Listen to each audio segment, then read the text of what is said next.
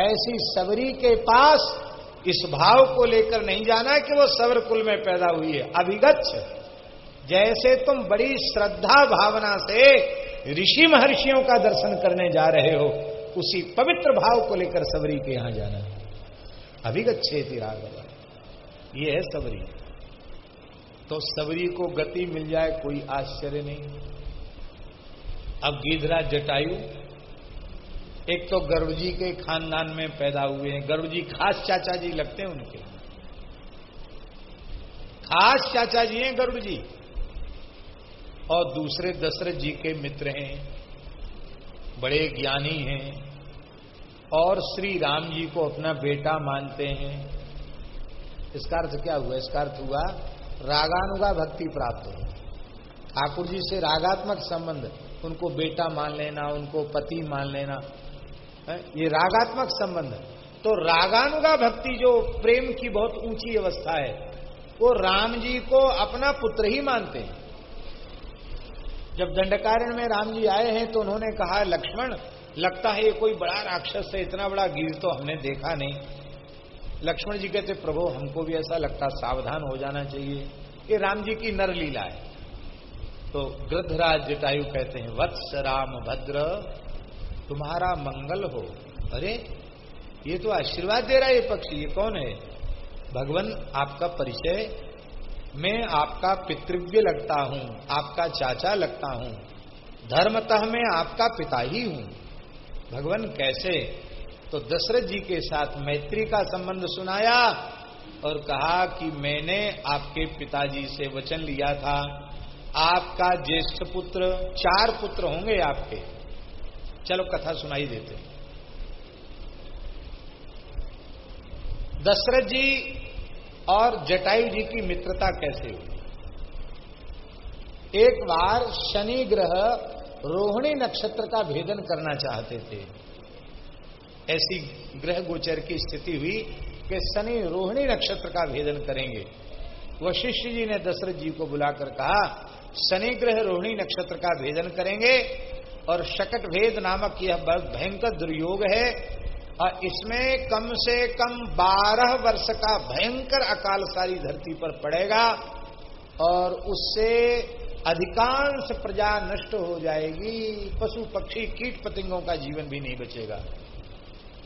और जब राजा के, किसी राजा के राज्य में ऐसी दैवी आपदा आती है तो उससे राजा की बड़ी अपकीर्ति होती। कहते राजा के पाप का परिणाम है, तो इसके लिए सावधान होना चाहिए। बोले गुरुजी इसका उपाय? बोले उपाय तो कुछ नहीं है, आप जितनी प्रजा की सेवा कर सकते हो सेवा करो, इसका कोई उपचार नहीं है। शनि ग्रह का मार्ग रोका नहीं जा सकता। बस दशरथ जी ने चरणों में प्रणाम किया, बोले भगवान मैं राजा हूं, चक्रवर्ती राजा हूं, मैं शनि को अनुशासित करूंगा, मेरी प्रजा को शनि को पीड़ित करने का क्या अधिकार? गुरु जी का आशीर्वाद लिया। गुरु मेहरबान तो चेला पहलवान। अपने तपोबल से दिव्य रथ में दशरथ जी विराजे और सूर्यमंडल का भेदन करते हुए सीधे शनि ग्रह के निकट पहुंच गए। ललकारा उनको युद्ध के लिए कि आज तुम्हारा अस्तित्व ही हम समाप्त कर देंगे। शनि ग्रह ठहाका लगाकर हंसे, बोले राजन मेरी दृष्टि को कोई सहन नहीं कर सकता है, पर तुम्हारे शौर्य वीर पराक्रम से हम बड़े संतुष्ट हैं। करो बल प्रयोग, युद्ध के लिए मैं तैयार हूं। दशरथ जी ने अपने दिव्य अस्त्र शस्त्रों का प्रयोग किया। वे सब शनि ग्रह मंडल में जाकर विलीन हो गए। तो डरना चाहिए अपने मन में कि बोले नहीं मर जाएंगे लेकिन हटेंगे नहीं। जब सब अस्त्र शस्त्र, इनके दिव्य अस्त्र शस्त्र समाप्त हो गए, तब शनि ग्रह ने अपनी थोड़ी सी नजर से उनको देखा, पूरा नहीं देखा, थोड़ा सा नजर से रथ को देखा। शनि की दृष्टि पड़ते ही दशरथ जी का रथ घोड़ों के सहित सारथी के सहित जलकर भस्म हो गया और अब अनंत आकाश में निराधार दशरथ जी हो गए। उस समय गिरते हुए दशरथ जी को आकाश में उड़ रहे जटायु जी ने अपनी पीठ पर ले लिया। ये सूर्यवंशी नरेश है और ये महान धर्मनिष्ठ महान पराक्रमी है। अपनी पीठ पर लेकर कहा, भैया तुमने हमारे प्राण बचाए हैं, तुम कौन हो? अपना परिचय दिया और कहा कि आज से आप मेरे मित्र हुए। तो मित्र को उचित सलाह देना चाहिए, तो आप सलाह दो हम क्या करें? हम तो शनि से युद्ध करेंगे।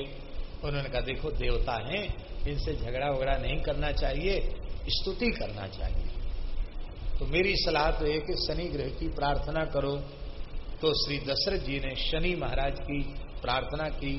नमः कृष्णाय नीलाय सिद्धकंठ निवाय च इत्यादि प्रकार से 8 श्लोक हैं। दशरथ कृत शनि स्तोत्र इतना चमत्कारी है, दशरथ जी के द्वारा किया हुआ शनि स्तोत्र।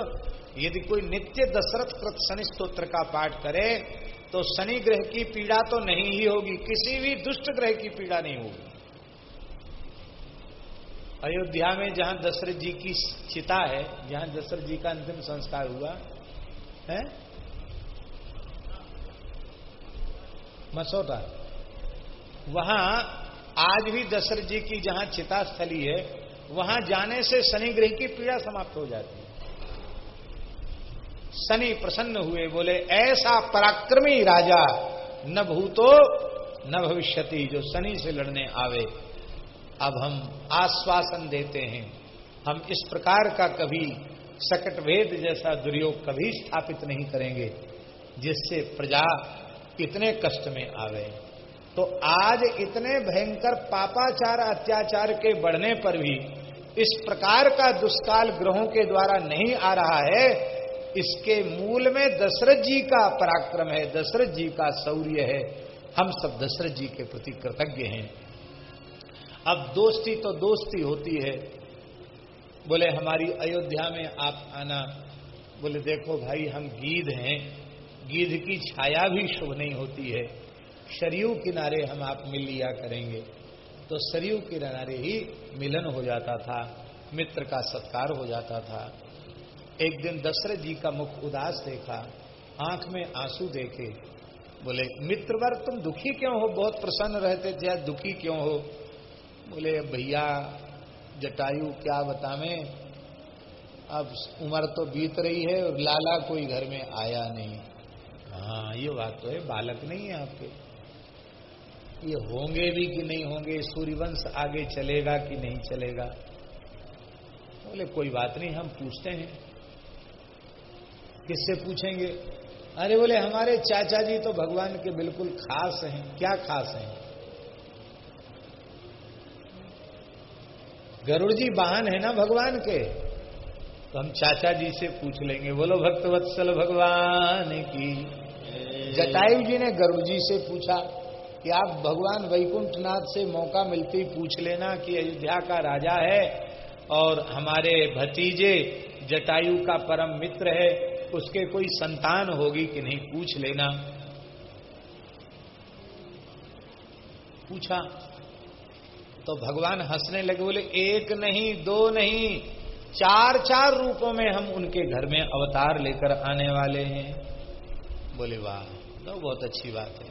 प्रसन्न होकर जटायु जी आए, फिर सरयू किनारे मिले। बोले मित्र अब दुखी मत रहो, पर हम पहले एक वचन आपसे ले लेते हैं, तब बताएंगे बात। हाँ सब कुछ मित्र के लिए सर्वस्व अर्पित है।